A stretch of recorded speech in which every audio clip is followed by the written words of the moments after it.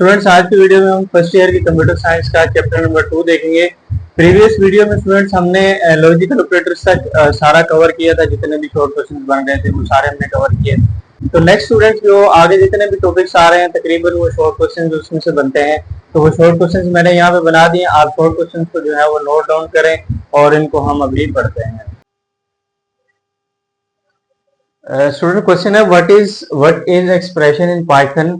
Expression की basic definition हमने previous lectures में भी देखी थी, लेकिन यहाँ पे अलग से एक शॉर्ट क्वेश्चन बन रहा है तो हम इसको देखते हैं। An expression is a combination of operators and operands. Operators और ऑपरेंड के कॉम्बिनेशन को स्टूडेंट्स हम एक्सप्रेशन कहते हैं। फॉर एग्जाम्पल अगर मैं यहाँ पे लिखता हूँ 3 + 4, तो इस एक्सप्रेशन के अंदर, इस लाइन के अंदर स्टूडेंट्स +1 हमारे पास ऑपरेटर है और इसके साथ जो दो वैल्यूज लिखी हैं 3 और 4, ये इसके ऑपरेंड्स हैं। ठीक है, ऑपरेटर होता है और उसके साथ हम क्या करते हैं, वैल्यूज लिखते हैं और उन वैल्यूज को जो है वो ऑपरेंड्स कहते हैं। तो इसके ऑपरेटर और ऑपरेंड्स के कॉम्बिनेशन को हम कहते हैं स्टूडेंट्स एक्सप्रेशन। ठीक है, और उसके अलावा वो कहता है कि ऑपरेंड में बी अ वेरिएबल कांस्टेंट और एनी वैल्यू। ऑपरेंड जो है हमारे पास 3 एंड 4 जो हमने लिखा हुआ है स्टूडेंट्स, वो कह रहा है कि वो आपको वेरिएबल भी हो सकता है, कोई कांस्टेंट वैल्यू भी, फिर किसी भी टाइप की आपकी वैल्यू हो सकती है। लाइक अगर मैं लिखता हूँ x + 5, तो x हमारे पास एक वेरिएबल है। इसी तरह से x + y भी आप लिख सकते हैं। x और y दोनों हमारे पास दो वेरिएबल्स हैं। ठीक है, तो वो कह रहे हैं कि ऑपरेंड जो है वो हमारे पास वेरिएबल्स भी हो सकते हैं और ऑब्वियसली इन वेरिएबल्स की कोई ना कोई वैल्यू होगी। और इसी तरह से ऑपरेंड जो है वो आपका एक वेरिएबल और एक वैल्यू हो सकता है। ऑपरेंड जो है वो दोनों वैल्यूज हो सकते हैं। इस तरह से स्टेटमेंट जो भी आएगी हमारे पास जिसमें ऑपरेटर होगा और ऑपरेंड्स होंगे, तो वो स्टेटमेंट बेसिकली एक्सप्रेशन कहलाएगी। फिर उसके बाद वो कहते हैं an expression produces a result. Expression का हमेशा एक हमारे पास रिजल्ट आता है, हम उस एक्सप्रेशन को कंप्यूट करते हैं। लाइक 3 + 4 करेंगे तो क्या आएगा, 7 आएगा। इसी तरह से x की वैल्यू अगर हमें मालूम हो जाए तो वो वैल्यू पुट करके 5 के साथ ऐड करेंगे, रिजल्ट आएगा। x और y दोनों की वैल्यूज अगर हम पुट करेंगे तो कोई ना कोई आउटपुट आएगी।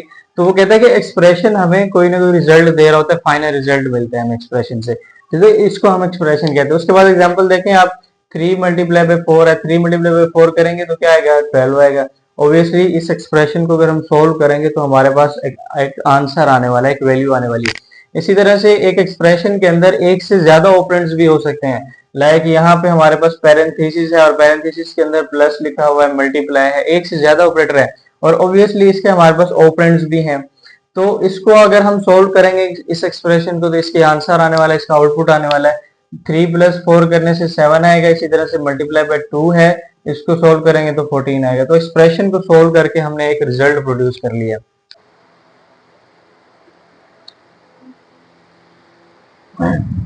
स्टूडेंट्स, नेक्स्ट क्वेश्चन आपकी बुक के अंदर क्लास एक्टिविटी दी हुई है और क्लास एक्टिविटी कुछ इस तरह से है। उसने लिखा है जी BMI = वेट और हाइट। इस तरह से क्या है कि हमारे पास एक्सप्रेशन है।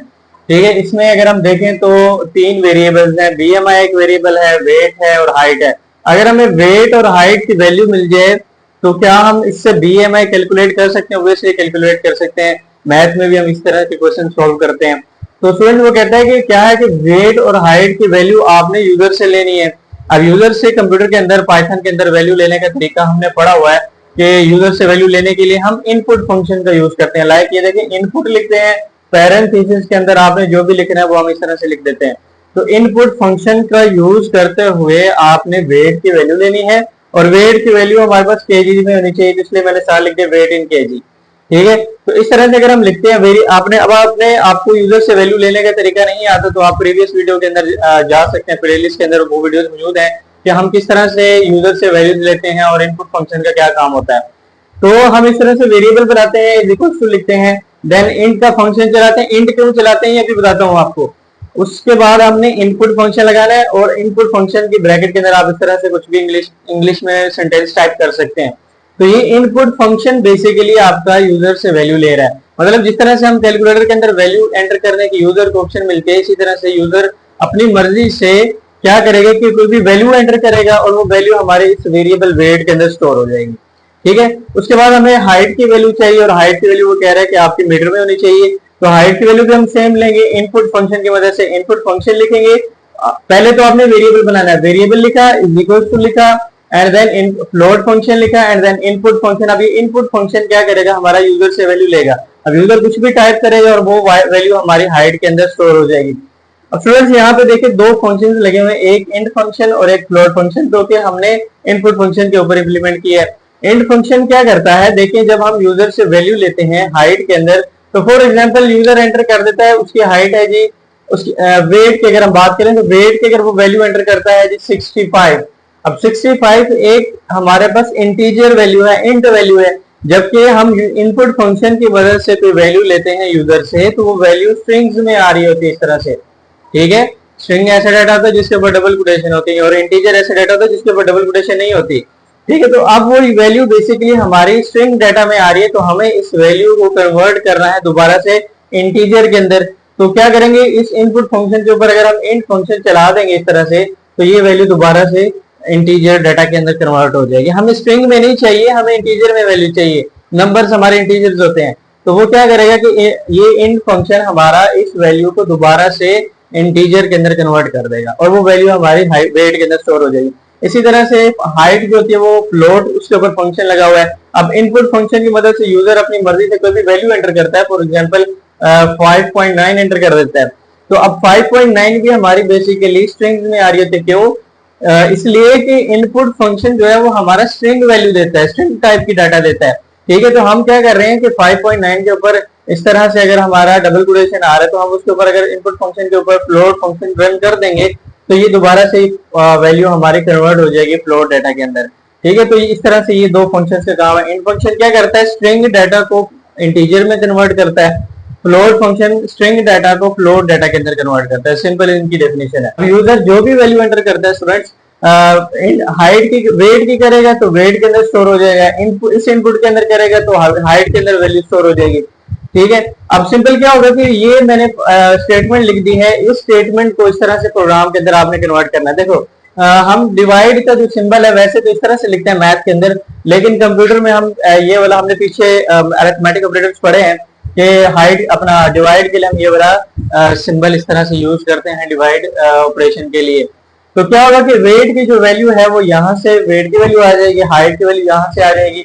यूजर को भी वैल्यू एंटर करता है वो सोल्व होके बीएमआई के अंदर वो सोल्व हो जाएगी। इस लाइन को आप बिल्कुल ऐसे समझ लें जैसे आप मैथ में करते हैं y equals to a divided by b, a की कोई वैल्यू होती है आपके पास, b की कोई ना कोई वैल्यू होती है, इसी तरह से ये सोल्व होके हमारे पास y के अंदर वैल्यू स्टोर हो जाती है। बिल्कुल ऐसे ही वेट की वैल्यू यहाँ से आएगी, हाइट की वैल्यू यहाँ से आएगी, सोल्व होगा और वो सोल्यूशन हमारा बीएमआई के अंदर स्टोर हो जाएगा। बीएमआई की कोई ना कोई वैल्यू होगी।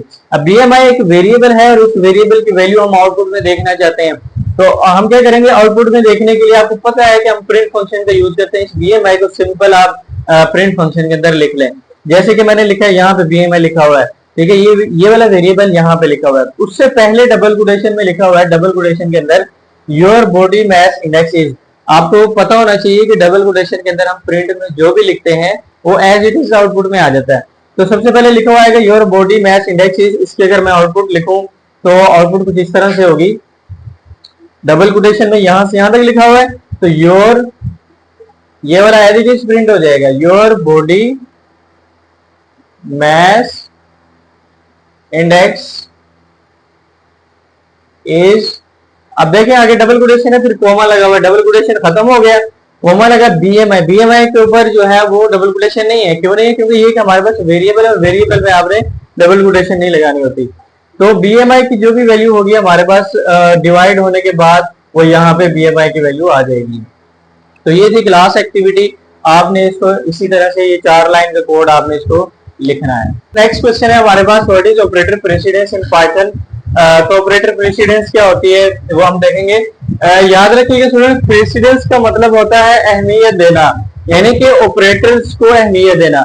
अब कभी कभार क्या होता है कि हमारे पास ऐसी एक्सप्रेशन आती है जिसमें एक से ज्यादा ऑपरेटर्स होते हैं। लाइक अगर आप इस एक्सप्रेशन को देखो, इसमें हमारे पास प्लस है, मल्टीप्लाई है, एक्सपोनेंशिएशन, माइनस, एक ऐसी एक्सप्रेशन है जिसमें एक से ज्यादा ऑपरेटर्स हैं। तो अब यहाँ पे कंप्यूटर ने सबसे पहले किसको सोल्व करना है, प्लस को करेगा, मल्टीप्लाई किसको पहले सोल्व करेगा। तो फिर अहमियत, हर एक ऑपरेटर की अपनी एक प्रेसिडेंस है, ठीक है। तो हमें वो प्रेसिडेंस याद करनी है कि किस ऑपरेटर को पहले हम सोल्व करेंगे, या कंप्यूटर जब सोल्व करने लगेगा तो पहले किस ऑपरेटर को सोल्व करेगा। ठीक है, तो हम देखेंगे यहाँ पे पहले इसकी डेफिनेशन देख लेते हैं। Operator precedence determines in which order operations are performed, किस तरतीब के साथ, किस सीक्वेंस के साथ हमने ऑपरेटर्स को परफॉर्म करना है। अगर एक ही स्टेटमेंट के अंदर, एक ही एक्सप्रेशन के अंदर एक से ज्यादा ऑपरेटर्स आ जाते हैं। आपकी बुक वाला फिर आपको स्टूडेंट्स बताता है कि सबसे ज्यादा जो प्रेसिडेंस होती है वो हमारी पैरेंथेसिस की होती है, यानी कि ये वाली ब्रैकेट अगर कहीं पे लिखी हुई आ जाए, फॉर एग्जाम्पल अगर मैं यहाँ पे ये वाली ब्रैकेट लगा दूंगा, तो सबसे पहले आपने इस ब्रैकेट को सोल्व करना है। इस ब्रैकेट के अंदर जो भी होगा पहले आपने उसको सोल्व करना है। फिर उसके बाद एक्सपोनेंशिएशन। अब एक्सपोनेंशिएशन कौन सा ऑपरेटर होता है? डबल मल्टीप्लाई अगर हम लगाते हैं, जिसको हम पावर ऑपरेटर भी कहते हैं, यानी कि अगर आपने पावर में लेना है किसी चीज को, तो उसके लिए हमने पढ़ा था पीछे एक्सपोनेंशिएशन ऑपरेटर। तो वो फिर उसके बाद आपने एक्सपोनेंशिएशन को सोल्व करना है।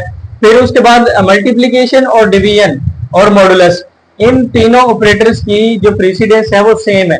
पहली अहमियत प्रेसिडेंस की होगी, फिर एक्सपोनेंशिएशन की होगी, फिर मल्टीप्लिकेशन, डिवीजन और मॉडुलस। तीनों में से कोई एक आप पहले सोल्व कर सकते हैं, वरना हम एसोसिएटिविटी को भी देखते हैं। मल्टीप्लिकेशन, डिवीजन और मॉडुलस तीनों ऑपरेटर्स की प्रेसिडेंस सेम है। फिर उसके बाद आता है एडिशन एंड सब्ट्रैक्शन, इन दोनों ऑपरेटर्स की जो प्रेसिडेंस है वो सेम होती है। फिर हम एसोसिएटिविटी की बात करते हैं कि अगर किसी ऑपरेटर की जो प्रेसिडेंस है वो सेम है, तो पहले किसको सोल्व करेंगे? एसोसिएटिविटी होती है कि लेफ्ट टू राइट फिर आपने सोल्व करना होता है। अगर आपके पास ये वाले 3 आ गए हैं, ये वाले 2 आ गए हैं, तो स्टूडेंट्स आप अगर इस एक्सप्रेशन को देखें तो यहाँ पे हमारे पास इनसे ज्यादा ऑपरेटर्स हैं। अब आपने देखना यह है कि पहले हम किसको सोल्व करेंगे, क्योंकि आपने पढ़ा था पैरेंथेसिस की सबसे ज्यादा प्रेसिडेंस होती है। तो जो पैरेंथेसिस है, जो ब्रैकेट लगी है, इसके अंदर जो लिखा हुआ है आपने पहले उसको सोल्व कर लेना है। तो करें जरा इसको 10 + 3 करेंगे तो 13 हो जाएगा। बाकी सारा आपने लिख देना है। एक एक ऑपरेटर को आपने एक एक स्टेप के अंदर सोल्व करना है। मल्टीप्लाई बाय 2, एक्सपोनेंशिएशन 2, मैंने क्या किया, इस ब्रैकेट को पहले सोल्व किया, पैरेंथेसिस को सोल्व किया, बाकी मैं एज इट इज लिख रहा हूं -5 डिवाइडेड बाय 5। अब यहाँ पे कितने, 1 2 3 4 ऑपरेटर, इन चारों में से अगर हम देखेंगे कि प्रेसिडेंस किसकी ज्यादा है, तो एक्सपोनेंशिएशन की दूसरे नंबर पे आती है। दूसरे नंबर पे एक्सपोनेंशिएशन को हम सोल्व कर लेंगे कैसे? 13 मल्टीप्लाई बाय, अब ये जो 2 है अगर हम इस तरह से लिखें 2 एक्सपोनेंशिएशन 2, तो इसका मतलब होता है 2 की पावर 2, ये वाला 2 इधर और ये वाला 2 की पावर में, तो 2 की पावर 2 करें तो 4 आंसर आता है 4। बाकी जो ऑपरेटर है -5 डिवाइडेड बाय 5। अब मल्टीप्लाई, माइनस और डिवाइड में किसकी ज्यादा प्रेसिडेंस है? तो मल्टीप्लीकेशन की स्टूडेंट ज्यादा है, क्योंकि मल्टीप्लीकेशन हम लेफ्ट टू राइट अगर हम चलेंगे, अगर हमारी प्रेसिडेंस सेम होगी तो हमने लेफ्ट टू राइट की तरफ जाना है। तो मल्टीप्लीकेशन की चूंकि सबसे ज्यादा प्रेसिडेंस है, फिर हम मल्टीप्लाई को सोल्व कर लेंगे इस तरह से। 13 मल्टीप्लाई बाय 4 करें, 13 मल्टीप्लाई बाय 4 करने से 52 आया, -5 डिवाइडेड बाय 5। बाकी सारा आपने एज इट इज लिख लेना है। इसी तरह से माइनस और डिवाइड में किसकी प्रेसिडेंस ज्यादा है? डिवाइड की ज्यादा है। तो हम क्या करेंगे कि डिवाइड कर लेंगे, 5 1 5 होता है, 52 - 1, ये हो जाएगा हमारे पास 51 आंसर आ जाएगा। तो आपने स्टूडेंट्स क्या करना है कि आपने पहले देखना है प्रेसिडेंस किसकी ज्यादा है, इसको आपने याद कर लेना है। पैरेंथेसिस की सबसे ज्यादा, एक्सपोनेंशिएशन की उससे कम, मतलब कि सबसे ज्यादा पैरेंथेसिस की, फिर उससे एक्सपोनेंशिएशन, मल्टीप्लिकेशन, डिवीजन, मॉडुलस, उसके बाद एडिशन और सब्ट्रैक्शन। ठीक है, ये आपने तरतीब याद रखनी है। तो दूसरा आपने जब इसको सोल्व करना है तो किस तरह से सोल्व करना है, ऑपरेटर की प्रेसिडेंस देखते हुए कि किस ऑपरेटर की प्रेसिडेंस ज्यादा है उसको आपने पहले सोल्व कर लेना है। अगर चाहे वो दरमियान में है फिर भी आपने देखना है कि अगर उसकी प्रेसिडेंस ज्यादा है तो आपने पहले उसको सोल्व करना है, ठीक है, तरतीब के साथ। और तीसरी चीज ये कि हर एक ऑपरेटर को आपने एक स्टेप में सोल्व करना है। ऐसा ना हो कि एक ही स्टेप के अंदर आप सारा सोल्व करके आ जाए तो उसके फिर आपको मार्क्स नहीं मिलेंगे। ऑब्वियसली हर एक ऑपरेटर को चेक करना होता है कि आपने किस ऑपरेटर को पहले सोल्व किया और उस हिसाब से फिर आपने क्वेश्चन सोल्व करना है।